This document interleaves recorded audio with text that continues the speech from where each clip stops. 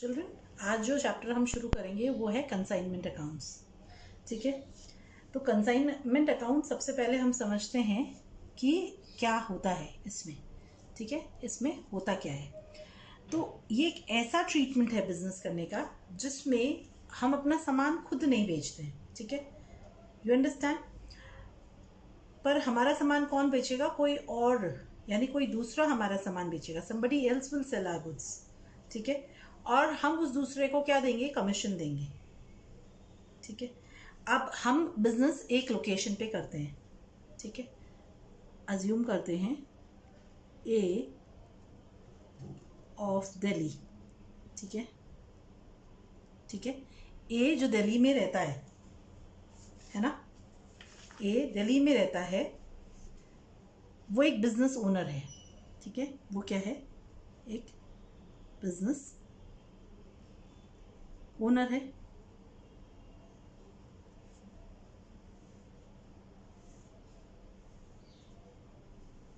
अब ए एक कैपेसिटी है, ए की कैपेसिटी क्या है? ज़्यादा है, पर जो डिमांड है वो कम है। यानी ए अगर 100 यूनिट सप्लाई कर सकता है तो मार्केट की डिमांड सिर्फ 60 यूनिट्स की है। उसके लोकेलिटी की, या उस वो जिस लोकेशन पे या टेरिटरी को कवर कर रहा है उसकी जो डिमांड है वो सिर्फ 60 यूनिट्स की है। तो उसे क्या सजेस्ट करेंगे कि आप अपना बिजनेस दूसरी जगह पे ले जाओ, दूसरी जगह पे भी करो, पर भी करो, अपना बिजनेस फैलाओ। अब है ना, हम दूसरी टेरिटरी में सामान तो बेच सकते हैं, पर अगर हम उसके लिए अपना ही ब्रांच खोलते हैं तो उसके बहुत सारे एक्सपेंसेस हो जाते हैं। तो हम क्या ढूंढता है, ए क्या ढूंढ रहा है? एक ऐसा पर्सन ढूंढ रहा है जो ए की तरफ से सामान भेजेगा, यानी क्या कहलाएगा वो? एजेंट। तो ए ने एक ऐसा एजेंट ढूंढा जो ए का सामान दूसरी टेरिटरी या लोकेशन पे बेचेगा। तो अब वो जो सामान ए ने बी से कांटेक्ट किया, से हम समझते हैं बी रहता है से पुणे। ठीक है, तो बी ऑफ पुणे को ए ने कांटेक्ट किया, है ना। अब बी को ए ने क्या कहा कि आप मेरे लिए मेरा सामान बेचो। ठीक है, तो बी क्या हो गया? बी एजेंट हो गया ए का। तो ये जो बिजनेस ओनर है ये क्या कहलाएगा? प्रिंसिपल। और इसका एजेंट है बी। तो ए ने क्या दिया? गुड्स दिए। किसको? बी को। क्यों दिए ए ने गुड्स? ताकि ए ने बी को गुड्स इसलिए भेजे ताकि बी उन्हें बेच सके। ठीक है, अब बी जो गुड्स बेचेगा, है ना, तो बी यूं ही तो काम नहीं करेगा। ए किस लिए बिजनेस कर रहा है? एक बिजनेस ओनर है, तो ए किसके लिए काम कर रहा है? ए वर्क्स फॉर प्रॉफिट। तो बी जो गुड्स बेचेगा तो यूं ही तो नहीं बेचेगा, तो क्या लेगा? B will work for commission. B किसके लिए काम करेगा? ये जो गुड्स सप्लाई बेचेगा यानी सेल करेगा ए के लिए, है ना। ए के गुड्स जब बी सेल करेगा पूना में तो वो कमीशन चार्ज करेगा। तो बी वर्क्स फॉर कमीशन। ये जो एजेंट है वो किसके लिए काम कर रहा है? कमीशन के लिए। Got it children? समझ आया है? तो वो बोलता है कि मैं आपका सामान बेच दूंगा, आप मुझे कमीशन दो मेरी सर्विस के लिए। मेरी सर्विस के लिए आप मुझे क्या दो? कमीशन दो। Yes children? तो ए तो प्रॉफिट के लिए काम कर रहा है और बी किसके लिए काम कर रहा है? कमीशन के लिए। Got it? यस, समझ आया इतना? अब ये भी हम समझें कि जो बी है वो अल्टीमेट बायर नहीं है। ए ने गुड्स बी को भेजे हैं, जब गुड्स बी को सेल करने के लिए भेजता है तो इसको हम क्या कहते हैं? कंसाइनमेंट कहते हैं।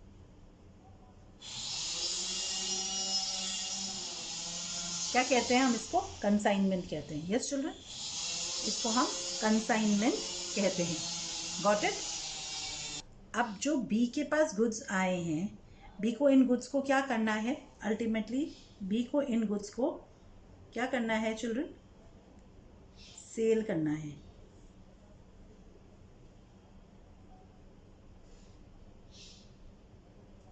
तो ए ने गुड्स को बी को दिए और बी ने अल्टीमेटली ये गुड्स बेचे।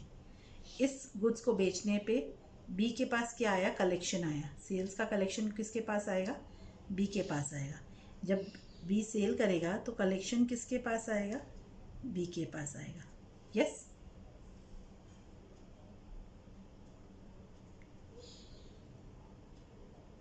यस, समझ आ गया? पर हम ये याद रखेंगे, जो गुड्स ए ने बी को दिए वो बी ने वो गुड्स खरीदे नहीं हैं। ये गुड्स का टाइटल चेंज नहीं हुआ है, ठीक है? ओनर इन गुड्स का ए ही है, ठीक है? बी सिर्फ ए के लिए ये गुड्स को क्या कर रहा है? सेल कर रहा है, ठीक है? एक कमीशन पे कस्टमर को, ठीक है? तो ए बी क्या हो गया? बी क्या बन गया? बी मिडलमैन बन गया।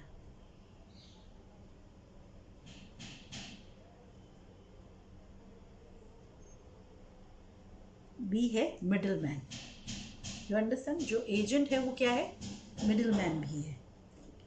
यस चिल्ड्रन, समझ आई हमें ये चीज़? है? तो यहाँ पे दो लोग साथ जुड़े हैं। क्यों जुड़े हैं ये? ताकि गुड्स और भी मार्केट में बेचे जा सकें, ठीक है? जो ओनर है, बिजनेस ओनर है, उसकी टेरिटरी के बाहर वो गुड्स को बेच सके, यानी गुड्स बिना ब्रांच खोले हुए गुड्स को और जगहों पे बेचा जा सके। यस चिल्ड्रन, अंडरस्टूड है? क्लियर है ना? तो अब जब ए ये गुड्स भेजेगा तो भेजने के लिए, है ना, गुड्स यहाँ तक लाने के लिए ए को कुछ एक्सपेंसेस करने पड़ेंगे। ए को कुछ एक्सपेंसेस करने पड़ेंगे। जैसे क्या क्या एक्सपेंसेस कर सकता है ए? यस, क्या क्या एक्सपेंसेस करने पड़ सकते हैं ए को? सबसे पहले तो गुड्स को खरीदने के लिए, यानी कंसाइनमेंट के ऊपर एक्सपेंस, यानी कॉस्ट ऑफ मटेरियल।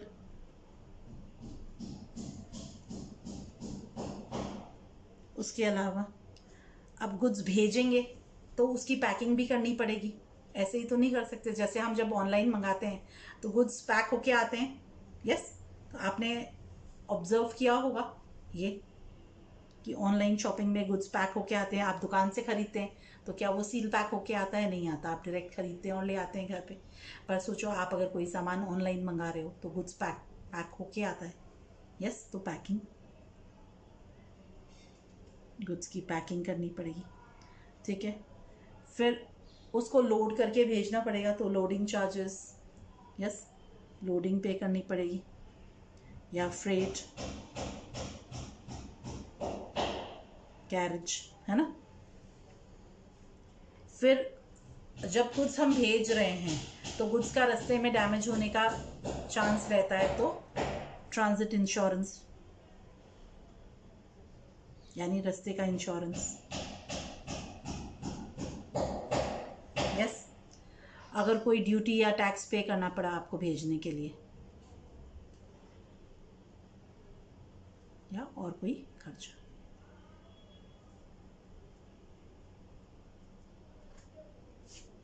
ठीक है? अब जब बी ये गुड्स रिसीव करेगा तो क्या बी कोई खर्चा करेगा इन गुड्स के ऊपर? तो बी के क्या क्या एक्सपेंसेस हो सकते हैं?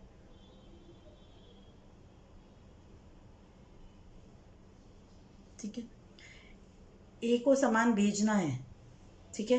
तो इन एक्सपेंसेस का बर्डन किसकी पॉकेट पे आएगा? ए की पॉकेट पे आएगा।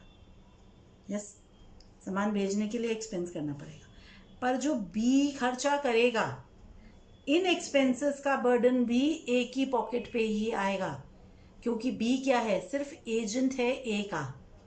बी ओनर नहीं है इन गुड्स का। ओनर गुड्स का ए ही है।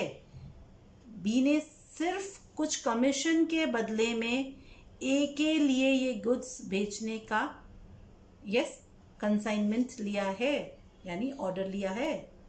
यस, उसने सिर्फ इतना ही कमिटमेंट दिया है कि कुछ कमीशन मैं लूँगा सेल पे और मैं तुम्हारे बदले ये गुड्स बेचूंगा। यस, तो जो भी एक्सपेंसेस बी के होंगे, यानी है ना, अब यहाँ पे हमारा ए क्या कहलाता है, कंसाइनर, और बी क्या कहलाता है, कंसाइनी। यस, तो कंसाइनर ही एक्सपेंसेस बेयर करेगा मोस्टली सारे केसेस में। मोस्ट ऑफ द केसेस में हम देखेंगे, क्योंकि है ना, जो भी एक्सपेंसेस होती है, जो कमीशन होता है वो एक नॉमिनल होता है, बहुत हाई नहीं होता। तो जो भी एक्सपेंसेस होते हैं वो मोस्ट केसेस में हम देखेंगे कि कंसाइनर ही बेयर करता है, अपने भी और कंसाइनी के भी। यस, तो क्या एक्सपेंसेस हो सकते हैं कंसाइनी के, लेट्स सी। चलो, अब जब ये लोड होके गुड्स आए तो उनको अनलोड करवाना पड़ेगा। हो सकता है उनको अपने डिपो तक, अपने वेयर हाउस तक पहुंचाने का, या अपनी दुकान तक, अपने गोदाम तक पहुंचाने के लिए कोई कैरेज या फ्रेट का खर्चा भी करना पड़े। यस, अगर डिपो पे आया है सामान तो डिपो से अपने गोदाम तक पहुंचाने का खर्चा करना पड़ेगा कंसाइनी को, यानी एजेंट को। You understand? ठीक है, तो अनलोडिंग चार्जेस या कोई भी तरह के फ्रेट पे करने पड़ेंगे। अगर कोई ड्यूटी लगती है तो ड्यूटी या कोई टैक्स अगर बेयर करना पड़ता है तो। ठीक है, अब एजेंट जब जो गुड्स हैं उनको स्टोर करेगा, सारे गुड्स एक साथ नहीं बिक जाएंगे, सब गुड्स को स्टोर करेगा, तो स्टोरेज का खर्चा आएगा, तो रेंट ऑफ स्टोरेज।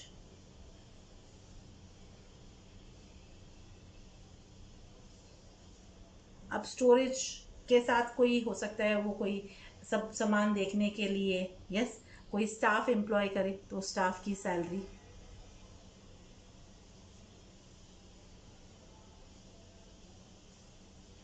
गुड्स को बेचने में हेल्प करने के लिए कोई एडवर्टाइजमेंट करे एजेंट।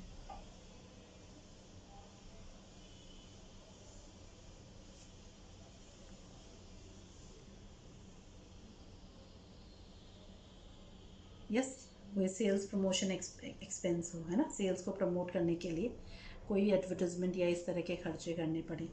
यस, जहाँ पे हमने गुड्स स्टोर किया है एजेंट ने, वहाँ पे उस गोडाउन का इंश्योरेंस, फायर, थेफ्ट, यस, ऐसा कोई इंश्योरेंस।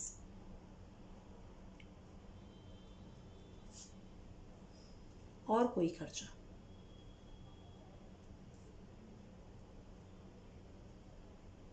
यस चलो, गॉट इट। तो कुछ खर्चे कंसाइनर करता है, कुछ कंसाइनी करता है। अब जो कंसाइनर एक्सपेंसेस करता है, ये सारे एक्सपेंसेस उन गुड्स पे सिर्फ एक ही बार होते हैं। ठीक है, तो इनको हम क्या कहते हैं, नॉन रिकरिंग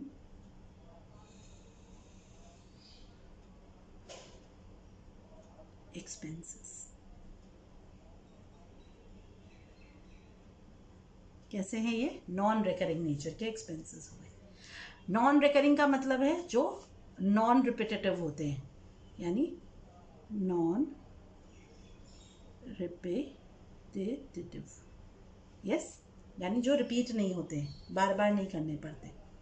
ठीक है, अब जो एक्सपेंसेस कंसाइनी बेयर कर रहा है, यानी उनमें से ये जो दो एक्सपेंसेस है, अनलोडिंग चार्जेस और ड्यूटी या टैक्स कोई, वो एक ही बार पे करना पड़ेगा एक सेट ऑफ गुड्स पे।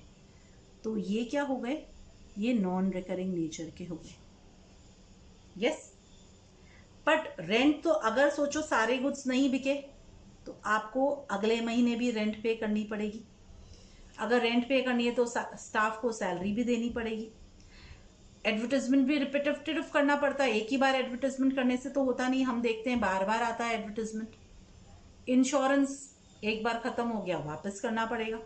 यस, तो ये जो खर्चे हैं ये रिपीट हो रहे हैं, यानी बार बार करने पड़ रहे हैं। इनको हम बोलते हैं रेकरिंग।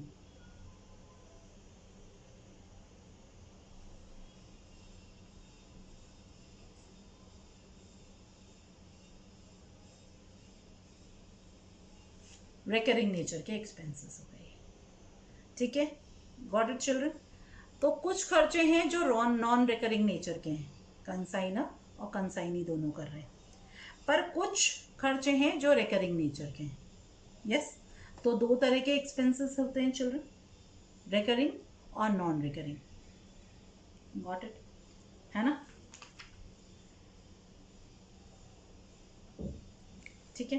तो जो कंसाइनर है वो प्रिंसिपल है, और जो कंसाइनी है वो कंसाइनर का एजेंट है। वो कमीशन के लिए काम कर रहा है। अब उसका काम क्या है, गुड्स को अल्टीमेटली बेचना, और उससे जो कलेक्शन होगा वो कलेक्शन को अल्टीमेटली कलेक्शन को कहाँ देना, जो कलेक्शन है, यस, वो कलेक्शन यहाँ करेगा तो बी, और बी ये कलेक्शन देगा, है ना। तो बी क्या देगा, कलेक्शन,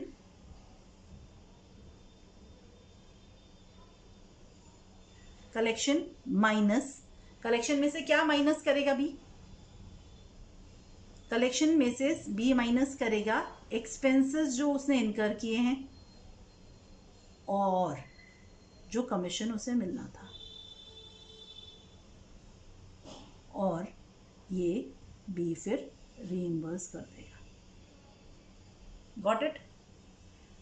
कलेक्शन में से एक्सपेंसेस और कमीशन माइनस करके बी रीइंबर्स कर देगा ए को, जो भी पैसा आया है, ठीक है।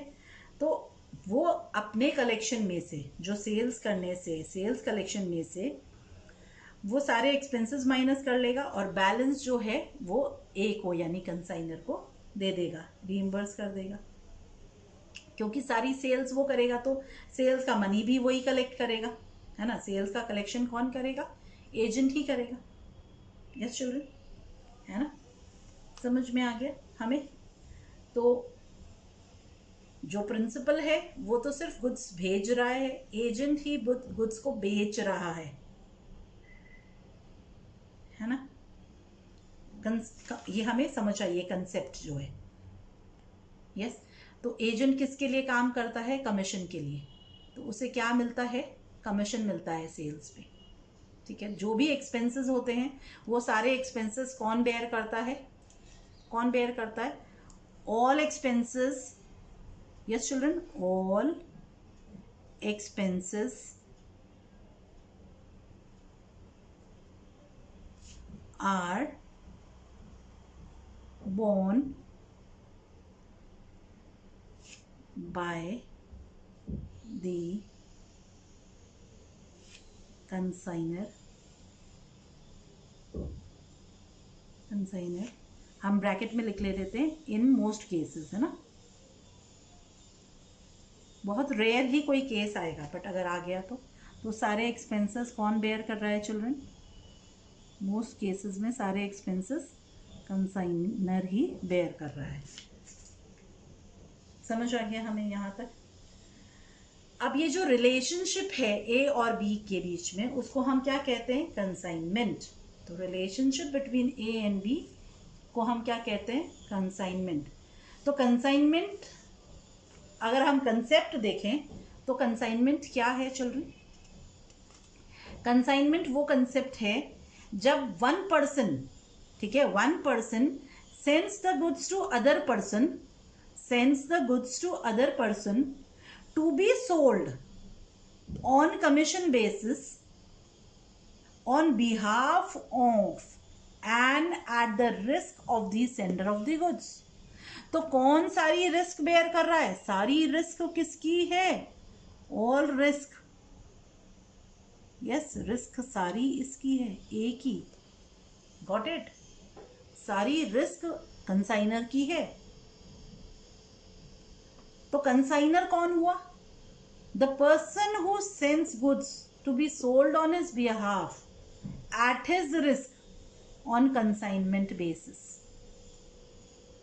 यस, तो कंसाइनी कौन हुआ, अ पर्सन हु रिसीव्स, ये क्या कर रहा है, गुड्स को रिसीव कर रहा है, तो person who receives the goods to be sold on commission basis on behalf of and at the risk of the sender. तो रिस्क किसकी है? सेंडर की। सारी रिस्क किसकी है? सेंडर की। Yes, got it? समझ में आया है कंसाइनमेंट का मतलब? यस चिल्ड्रन, ठीक है। अब हम देखते हैं कि टर्म्स जो हम इन्वॉल्व करेंगे कंसाइनमेंट में, जो टर्म्स इन्वॉल्व होंगी।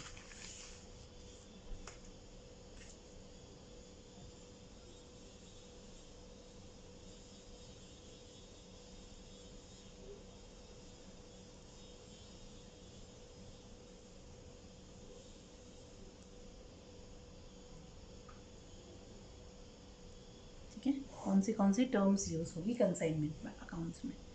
पहले हम यूज करेंगे proforma invoice.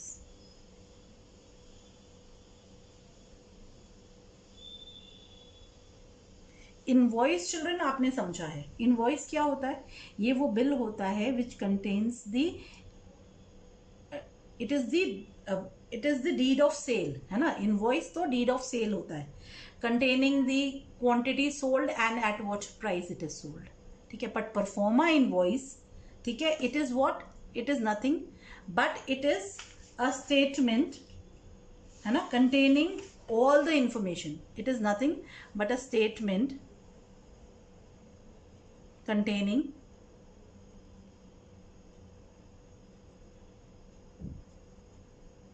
all the information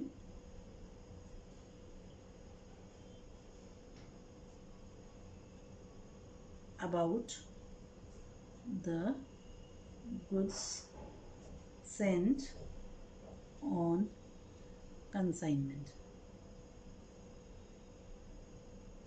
Vij क्या है? क्या क्या होगा? ठीक है, नेचर ऑफ गुड्स,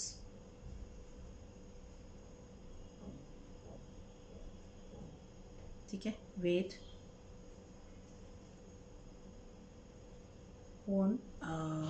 वेट और क्वांटिटी कह सकते हो आप, ठीक है। देन क्वालिटी, यस, क्वालिटी या नेचर आप बोल दो, है ना, नेचर या क्वालिटी। देन प्राइस, है ना, एक्सेट्रा।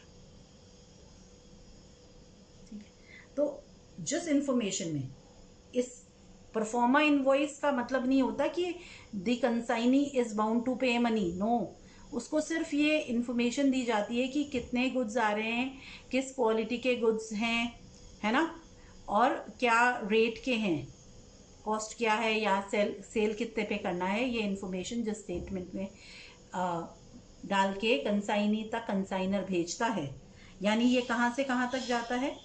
कंसाइनर टू कंसाइनी जाता है।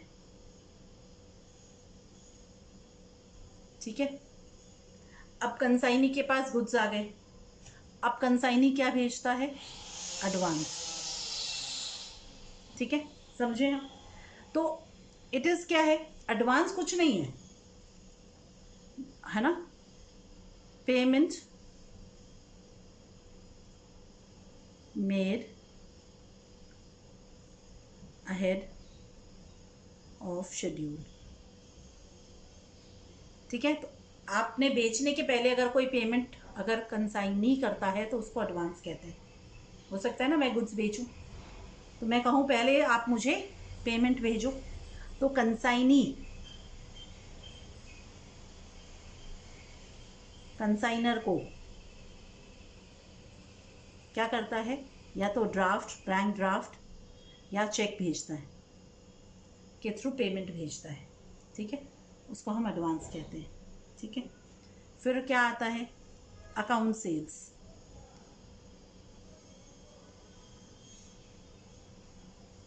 क्या होता है account sales?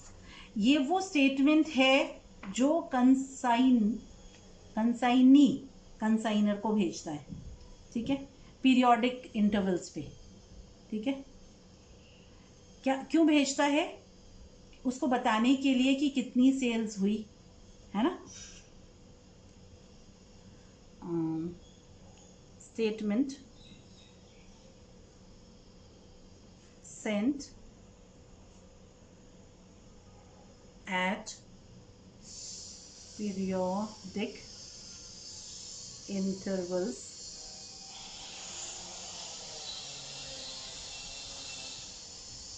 regarding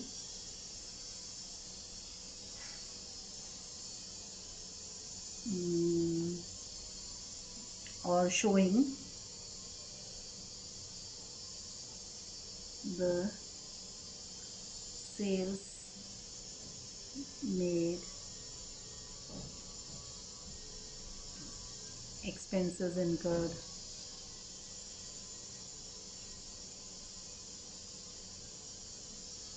say commission earned,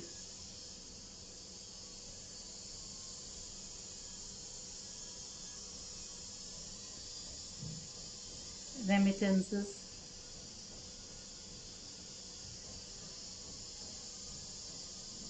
made, etc. ठीक है। तो ये जो स्टेटमेंट है ये कौन भेजता है? अगेन कंसाइनी किसको भेजता है? कंसाइनर को। ठीक है, got it children? Yes. Expenses हमने समझ ली, रिकरिंग और नॉन रिकरिंग दो तरह की होती है। ठीक है, जो बार बार नहीं पे होती है वो नॉन रिकरिंग होती है, और जो रिपीटेटिव होती है उनको रिकरिंग एक्सपेंसेस कहते हैं। ठीक है, पेड अगेन एंड अगेन। ठीक है, गॉट इट? है ना? समझ आया यहाँ तक? फिर हम और समझेंगे। चिल्ड्रन अब हम देखते हैं कौन से अकाउंट्स बनाते हैं। ठीक है,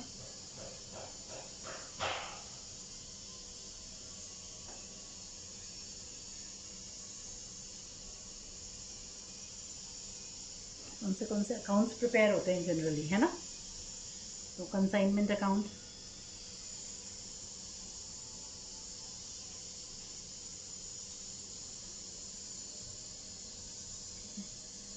फिर कंसाइनी अकाउंट किसकी बुक्स में प्रिपेयर होते हैं? कंसाइनर ही प्रिपेयर करता है, क्योंकि गुड्स किसको बिलोंग करते हैं? कंसाइनर को। ठीक है, consignee account,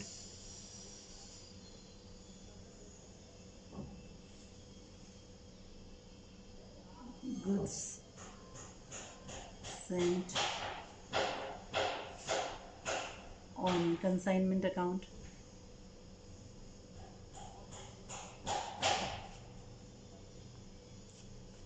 consignment stock account,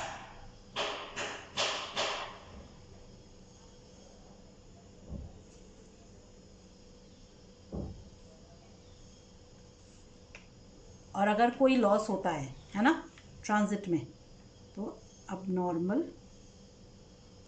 loss account. ये अकाउंट्स हम प्रिपेयर करते हैं कंसाइनमेंट। ओके चिल्ड्रन, हम इनको फिर आगे डिटेल में डिस्कस करेंगे।